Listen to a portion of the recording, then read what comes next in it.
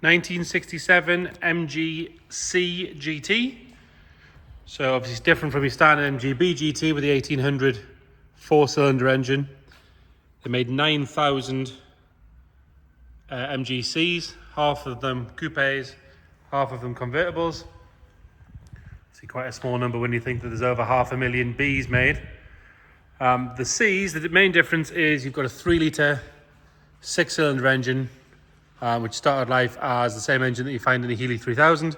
Had a few sort of upgrades and tweaks to make it a little bit more reliable. This one, obviously as you can see, is a GT, but is especially rare because it is an automatic. I took it down the road earlier on this morning. It's surprising how good that box is. You'd think it would hold it back a little bit. You'd think it would detract a bit, but actually very, very good. I have to say, very impressed.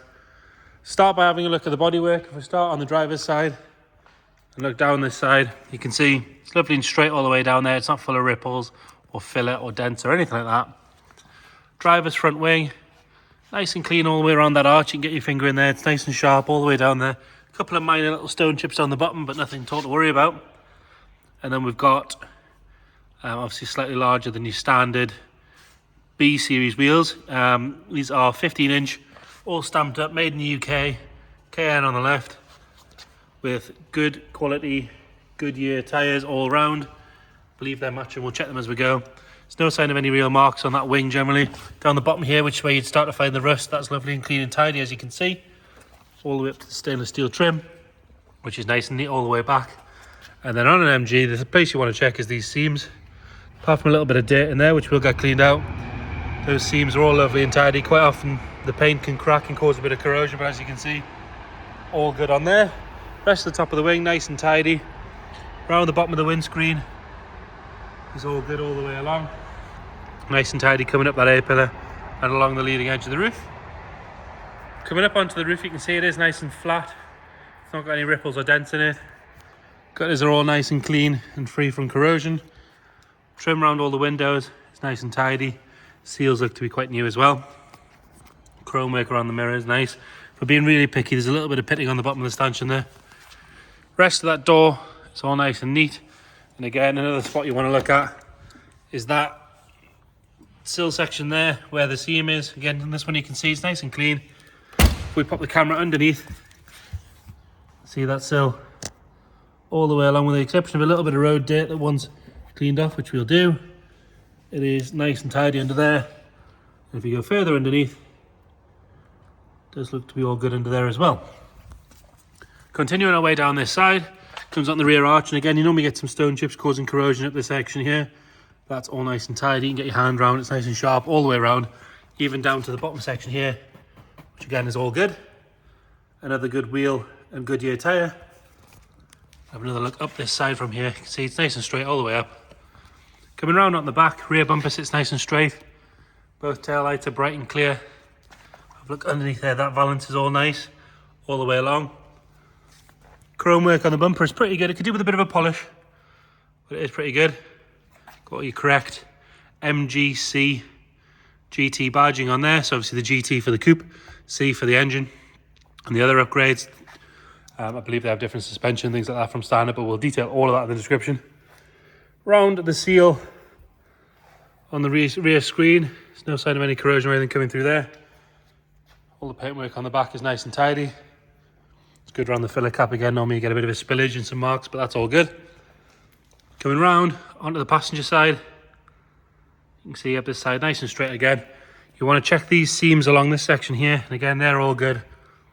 On both sides, there's no sign of any paint cracking or any corrosion coming through on that.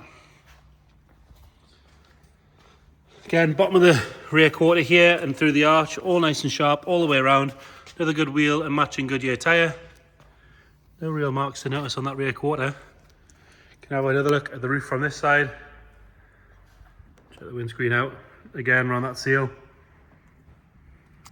Little mark on the corner piece there, but I believe there's some new trims in the boot if you want to change that. Other than that, nice and tidy. That seal there is all good as well. Not really any marks to notice on the passenger side. That seam, both sections is all nice as well. And again, a bit of road dirt, but the sill lip is nice and sharp all the way along. There's no sign of any corrosion coming through there. And then up onto the front wing. Again, seams are all nice and sharp around that front arch. We've got our final matching, so we're on Goodyear Eagle NC2s all round. Loads of tread, good looking tyre. Nice and clean on the headlights, side lights and indicators. Again, the front bumper could do with a bit of a polish, but overall pretty nice. And then stone chip wise, we're doing really well, not many at all. One or two very minor ones, but nothing at all to really detract from the car. And then I would say the bonnet's nice and straight, but it isn't because it's got a massive bulge in it. Obviously to take that much bigger, nearly double the size, 6-pot engine.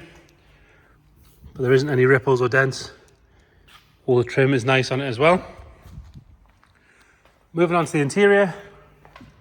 We've got a black leather with a red piped set up in here. It's all nice and clean on that door card.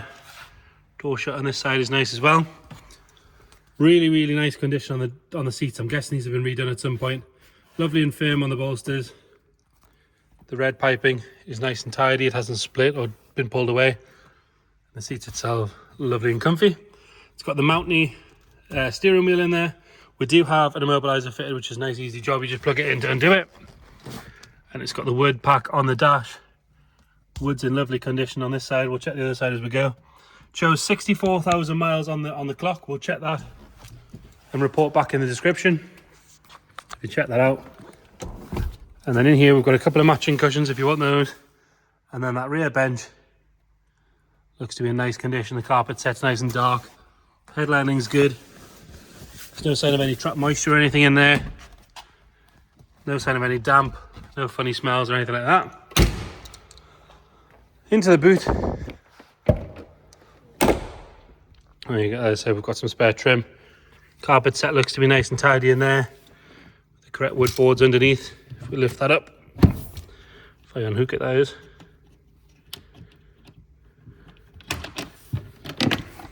See, full-size spare wheels, some spare parts, bulbs, fuses, all that sort of stuff. The stuff you'd want for when you go touring.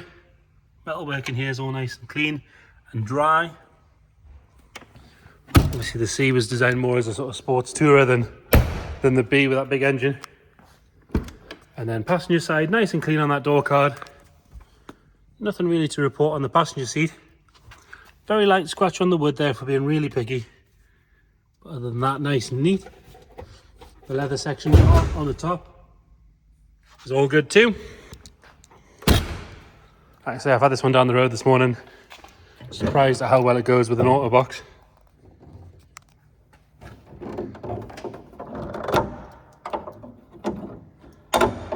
Get this propped up out of the way. You have to excuse the dodgy camera work. So there we have 3-litre 6-cylinder engine. Like I say, based on the same engine that was in a Healy. Slightly different, more free-flowing manifolds, things like that. We'll detail all that in the description. And your twin carburetors. Looks to be pretty much standard with the exclusion of it's got a Kenlow fan. And there is nice letter fitted as well. It's been parked here a little while. It's not dropping any fluid on the floor. But it is cold, so we'll give it a little bit of choke. It's on about quarter choke there. Mobilize is easy, just plug the little stick in there, light goes out, fires up on the button, nice and smooth.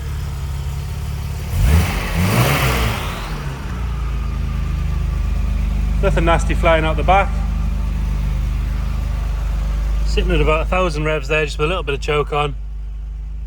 Decent oil pressure, as you can see it's stone cold. So they're nice and happy up the front. So there you go. 1967 MGC GT. Any questions at all, please get in touch. Thank you.